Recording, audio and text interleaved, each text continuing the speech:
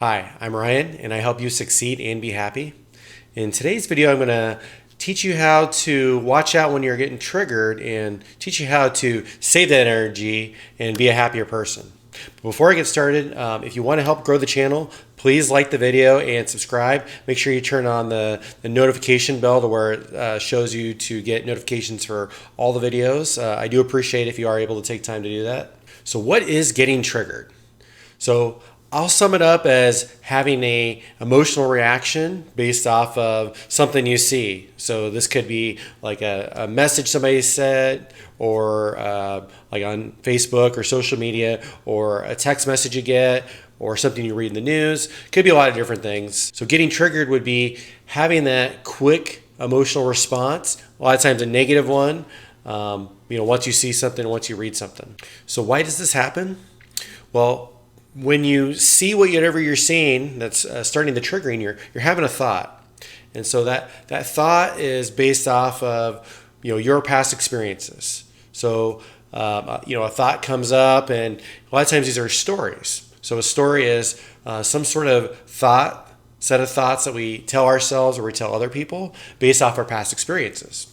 So an example of a story might be maybe you were driving and somebody cut you off, and maybe in your head it appeared that they cut you off on purpose. So maybe next time somebody cuts you off, maybe it's an accident that they cut you off, maybe they didn't see it, but you're just going to assume based off of that past experience that, okay, this person cut me off, so this person that's cutting me off is doing this on purpose also.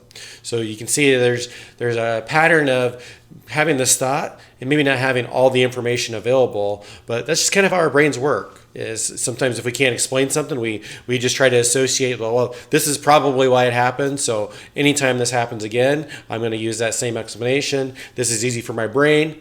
However, that's maybe not always the most effective way to live our life. So part of having that thought, then we have a feeling. So you guys can always control how you feel in any situation. And that's a lesson that's new to me, or relatively new to me, but something that I had to learn too is people are not responsible for how you feel. You are responsible for how you feel.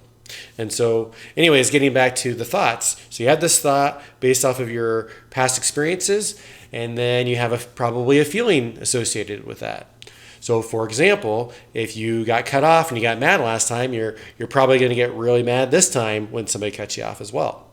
So an example is that I see quite often on social media is somebody getting mad at somebody for saying there, having the wrong spelling of there, which happens quite often, and some people get triggered and they're like, why can't they get it right?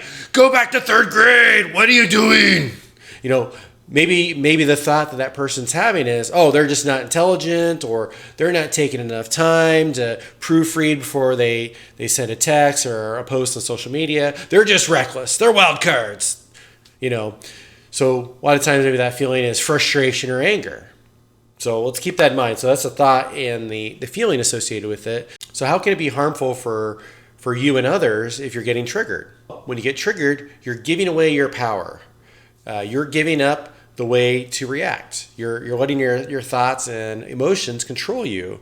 And so that's a lesson that I've had to learn as well. I've learned through meditation that if you can see your thought and see how you're reacting to that thought, you can gain that power back. You can be more present in the moment and say, okay, hey, there's this thought.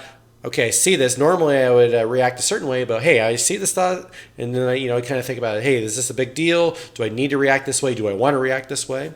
And so this can be harmful because a lot of times when people get triggered, they're getting angry, they're getting frustrated, and when you have that anger and frustration inside of you, most of the time you're going to feel that anger or frustration, unless you fully process it. You're going to continue on with your day, that same anger and frustration in you. And most people would rather be happy and feel lighter.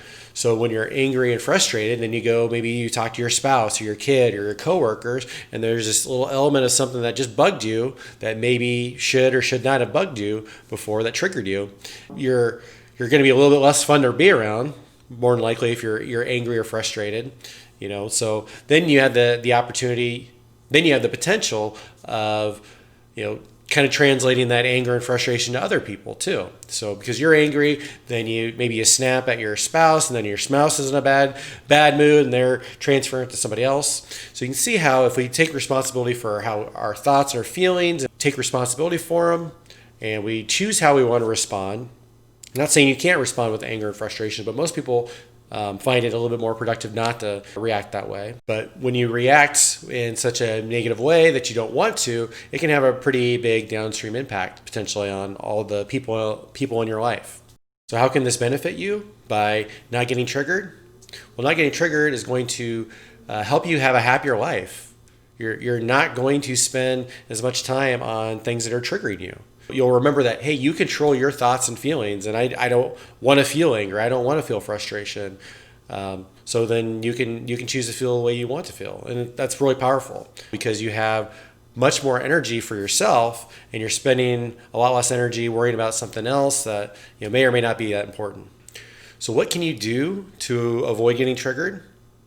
Well, as usual, I always recommend regular meditation. So meditation is a fantastic practice that I highly recommend doing daily, or if you're not doing it at all, just try it out a couple times a week. But meditation really is the process of processing our thoughts. And so when we're doing meditation, we're processing our thoughts, we're getting out of the autopilot mind of, okay, well, hey, we're going to have this thought and then we're going to react this way. The more we get a chance to see our thoughts before they lead to big emotional reactions, the more we can say, okay, I see this thought. This thought is not me. I don't want to get angry and frustrated. I want to stay happy, or I want to stay content and move on. So meditation is a good way to be able to get practice at seeing your thoughts and be more present in the moment and be able to catch your thoughts from turning into volatile feelings sooner. If you're really serious about avoiding getting triggered, I have kind of a unique way is you can practice getting triggered and responding how you want to respond.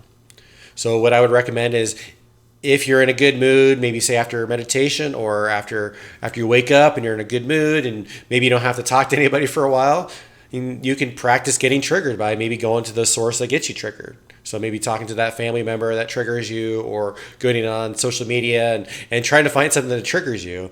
I know this is a really weird way to do this, but if you're in the mindset that you're ready to get triggered, and then you see something that triggers you, you can be like, okay, stop. I see the thought. Okay, I see the thought. Here it is. Okay, I see it. I'm not going to react to it. So what you're doing there is you're practicing not reacting. You see the thought. You're getting ready to get fired up, and then you're like, okay, hold on. No, we're good. And so that's a really cool way that if you continue to do that, that's going to become common practice, that whenever you see something that you start feeling the triggering coming, the blood boiling, the thoughts coming through, you're like, okay, hold up. I'm good. Let's take a step back. Deep breath. We're good. And the final tip that I have for you for avoiding getting triggered is working on your wounds. And so what I mean by wounds are things that have happened to you that maybe you haven't fully healed from. Some things that may have caused a pretty big emotional reaction or may have been painful to you in the past. The way to work on your wounds here could be this situation where when you see you had a thought and you got triggered, maybe you take some time and journal it out, or typing it on your phone or type on your computer, something where it gets it out of your brain, and you can look at that thought and then that associated feeling and say, well, why did I react this way? And so why is always one of the most powerful questions you can always ask yourself in dealing with some of these things is, okay, well, why did I feel this way? And maybe you take some steps back and you peel back the onion layers, and you find out, oh, hey, well, because this happened back in the past, I have associated anytime this happens, I should feel this way, or I should have this thought. So let's go back to our example about the there. So again, we had the there. I had the thought, oh, this person, they're not careful about what they do. They didn't proofread before they went on Facebook. They're reckless, whatever. So let's ask why. Why do I want to choose to feel angry and frustrated from this? Well, perhaps maybe there was a scenario where Maybe you made a spelling error, maybe even there, or a different word. You made a spelling error, maybe at a work meeting, and somebody laughed at it or called it out, and you felt embarrassed or you felt frustrated or angry. You know, errors happen. We're imperfect human beings, and one of the great things you can do is just remember that you love yourself even when you make mistakes, or love others when they make mistakes as well. We're not going to be perfect all the time. So when you take off that pressure, you heal that wound of maybe that situation happened to you, and you forgive it, and you forgive yourself for it. It's much easier to kind of take a step back and not allow yourself to get so triggered and frustrated when you see other people make maybe a similar mistake to what you've had. So that's a really key thing that I highly recommend anytime something's really upsetting you or triggering you like that, is to try to heal that wound, peel back the layer of the onion, and try to figure out why you want to react that way. So hopefully those tips will help you to stop getting so triggered, because Lord knows we got a lot going on in the world that it can easily be triggerable. So you guys can help make this world a better place and be a happier person by managing your thoughts, controlling your thoughts, and your reactions to that. So with that, guys, stay awesome, and I love you.